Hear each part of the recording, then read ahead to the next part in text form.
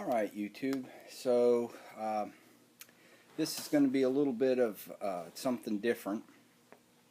You may or may not have seen some of my videos that should be up by now. This is Memorial Day weekend, Hair BMW, and I had a whole series of projects lined up for my 2006 E90 330i. First of which I was going to change the brake fluid. Then, while I had the car up on the jack stands, the plan was to excuse me, take all the wheels off, bleed the brakes. Then I was going to go ahead and clean all the hubs, which have rust on them, clean them, paint them, and probably paint the calipers. And that was supposed to be the bulk of my weekend. Well, Saturday started out not too well. I've documented it in another video. I got a car up on the ramps at the front, and then there's no way, because of the low profile nature of this car with the sport suspension and everything, there was no way to get the jack under the rear to jack it up and put it on the jack stands. And I tried and tried and tried, and I even thought about putting a piece of wood between the two jacking points on one side, putting my jack under there, because of the skirt that runs under the doors. There's a gap in there, which meant it was unsupported and was possibly a breaking. And by the time I put a 2x4 under there, my jack wouldn't fit between the floor and the 2x4. So that was the first thing in the morning, and so that got me off on a bit of a bad start. Then I thought, well, I will just grin and bear it and do one wheel at a time. So I got out my brake bleeding kit and proceeded to get started. And before I got too very far into it, what at the time seemed like a major catastrophe. And full disclosure, turns out it wasn't, other than being a mess, it wasn't a catastrophe. But I will say, if I'm honest, that I got rattled. Thought I potentially had a huge problem. So I'm going to walk you through what happened to me. It may or may not be of any help to anybody else. If it is, great. And if not, well, if not, not. So it's now Sunday afternoon, right halfway through the Memorial Day weekend, and I've accomplished a couple of other projects on the car. My videos are up for the underhood mat and the package tray restoration. The brake project is on hold because I have to get more brake fluid. Got to buck my courage up a little, and then see if I can figure out.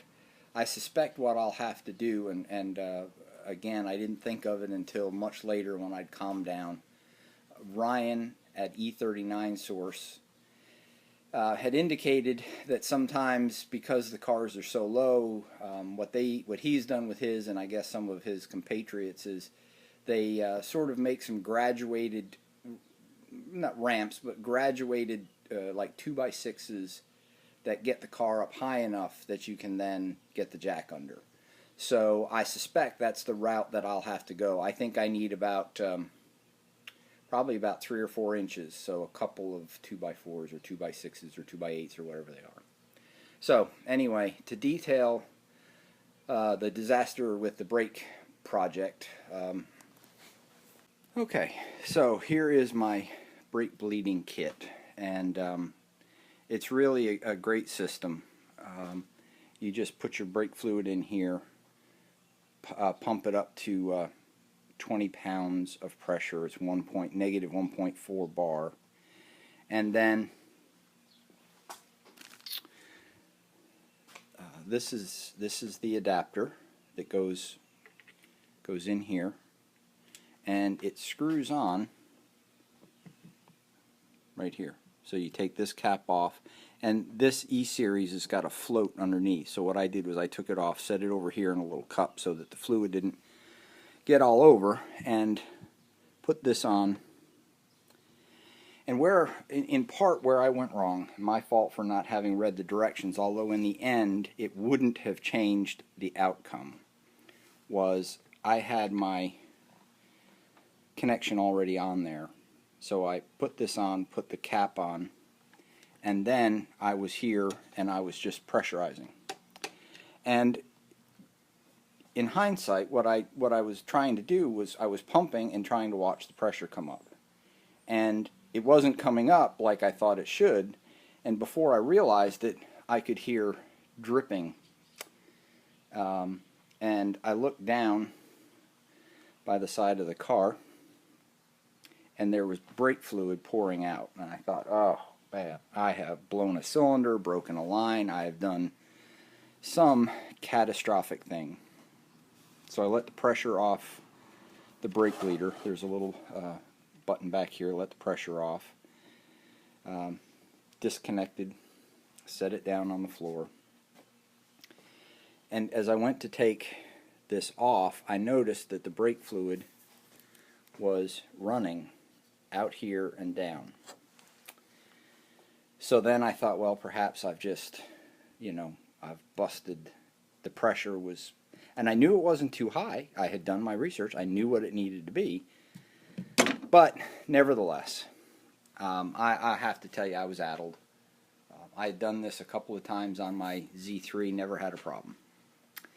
So I had a mess. I know how caustic the brake fluid is. So first thing I did was I proceeded to, I had a little squeegee. I took enough fluid out of here to get it to the correct level and put the top back on.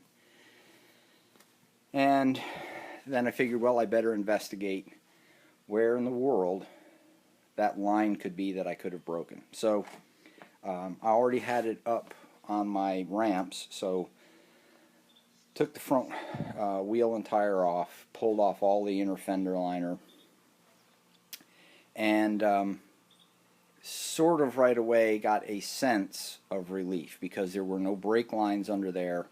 There was nothing under there that looked like it could have ruptured or gone bad. So I thought, well, first thing, that's good. So then I got up here, and on the E90 you can take off, this is the cabin air filter. So I took that off. Then this whole tray under here all the way across comes off in an effort to gain more insight into this area in here because it's pretty constricted. So I got my shop light, I got a flashlight, and started looking all over down in here. And what I figured out is on this car right here, there's a little scupper drain, and it runs down and across, and this area here meets up with it, and they drain out behind the inner fender right up in here. And that's where the majority of the brake fluid looked like it had come through. So my next thought was, well, somehow or another, I either overfilled or overpressurized or whatever.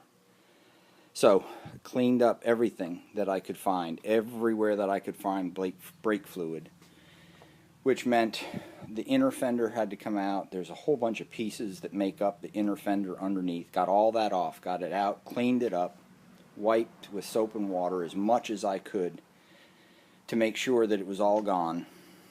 And oddly enough, and I still don't know how it happened, but the top of this strut tower right here, this little recessed cavity, was full of brake fluid. So I genuinely don't know where that came from. I still a mystery to me. I had to sop it up out of there. It took me an hour. But that's a bit of an aside. So once I got everything cleaned up with soap and water and all the brake fluid off the floor and off the car as best I could, I decided I needed to just take a little break. So I left it. And my thought was, we'll see what happens to the level of the fluid in here. Because if I have broken something, the pressure that's in the system is probably going to make that fluid level drop. So I came back a couple of hours, well, it wasn't a couple of hours later, it was probably an hour later. And down inside here, there had been some more seepage down. There are some welds that connect the metal here to the firewall, and the fluid down in the bottom of this brake cylinder well, my belief is it just got into those gaps and it was just running down and running out. But it wasn't a stream, it was just a trickle. So so then I got to where I was thinking, well, maybe it wasn't going to be the end of the world. So I put everything back together completely and decided that I would take the car out. I live in a fairly quiet area, and I would just take the car out and see what happened with the brakes. And again, I figured pretty quickly if the brakes lost pressure, felt spongy, whatever, I wouldn't be going far enough, fast enough that I couldn't just get the car stopped with the e-brake, and I just call for a roll-off and let the professionals fix my mess. Well, the good news is that there was no effect whatsoever on the brakes. They worked fine. The fluid has not changed. The fluid level continues to be fine. And I proceeded to call a good friend of mine who's one of the most amazing mechanics I've ever seen. He's just innately understands things, and said, you know, would you come over and look at this and tell me if I've messed something up? Told him what I did, and he said, well, if you had broken a hose or busted a gasket or a seal somewhere, he said you'd have brake fluid everywhere, so you should be fine. Just keep an eye on it. Easy for him to say. So so I put the car back together last night, put everything back on, but all that brake fluid that I had purchased was mostly on the floor, and everywhere else it seems like anything that's a mess, once it starts getting everywhere, it's just everywhere. So I lost my nerve, so I'm going to order some more brake fluid. And in the end, I guess I never did get around to finishing my thought there, but in the end, my belief, his belief, was that when I put this cap on there, that I simply didn't have it tight enough.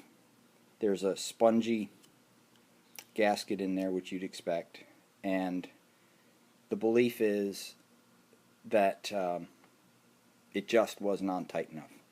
Because even though technically I did the steps in the wrong order, the pressure was the same. If I had done it correctly and put this on, what you're supposed to do is then pump up the bleeder and then put the quick disconnect on. Well, if I had done that, it would have been the same 20 pounds of air. So in the end, whether you pump it up to 20 pounds or you just put the quick connect on at 20 pounds, it's still 20 pounds. So if I had done it the correct procedural way, I still probably would have had the same mess. So, you know, live and learn.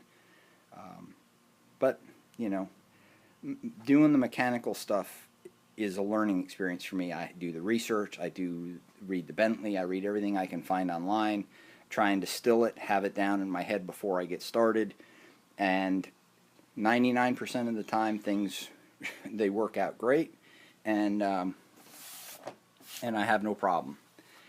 But the problem is I don't have a great deal of confidence in it, and when I get it wrong or something doesn't work right, my first reaction is just, whoa, put the brakes on and regroup. So that's where I am now.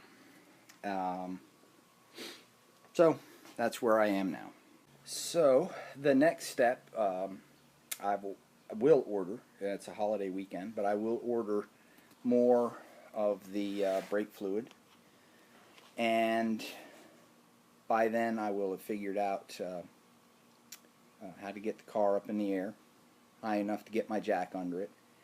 And for me, I just have to get a fresh start.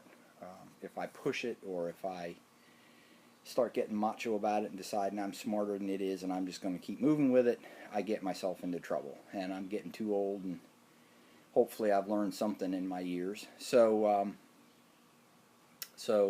I did my package shelf, that worked out great. I did my underhood mat, that worked out fantastic.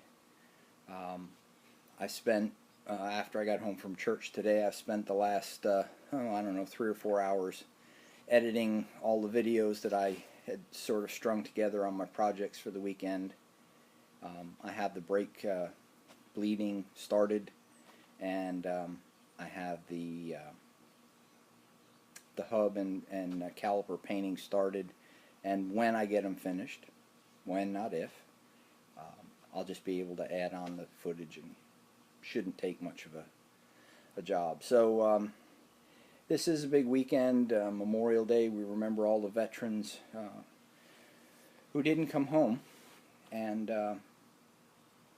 I certainly do salute them all, and the families left behind, because if it weren't for them, I wouldn't be sitting here doing YouTube videos. So I hope you're all having a great Memorial Day weekend. A lot of you probably out vacationing and whatnot, and I hope you're enjoying that. It's here in eastern North Carolina.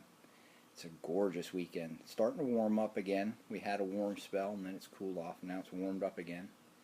And a touch of the humidity coming. It's going to be a little while before the bad humidity sets in, but as time and tide, it will get humid soon enough. So I just thought I would put this video together. Might help somebody else, might not. Don't know. But that's about it. Don't really have much else to add. I'll put this up as a separate video on its own. I'm not going to include it in the brake fluid changing video, because when I get that right and it all comes together, I don't want to scare somebody off right in the middle of it with my little debacle. But I will definitely have to pay a little bit more attention next time to making sure that that cap is on really tight. And as soon as I hook it up, if it even remotely looks like it's leaking, then I don't know. It could be that the rubber seal that's inside the cap is bad or deteriorated, or that the threads somehow on the top of the fluid reservoir are bad. I mean, it's possible. I mean, you don't know when you buy a used car. You don't know what somebody might have done to it. So we'll see. So that's it for now, YouTube. I certainly appreciate if you're watching me on YouTube. I certainly appreciate that. Or if you're catching this on, well, I don't know if I'll send this to E39 Source or not. Those guys do a great job, and I'm very thankful that they put up some of my videos. But I don't know. They may not be interested in listening to my problems. And you may not be either if you're still here at the end of the video. So anyway, thanks a lot. I certainly appreciate those of you who do watch, and got lots more projects coming up. Got the super secret deal that I'm working on, and you never know. We'll see. Take care. Bye.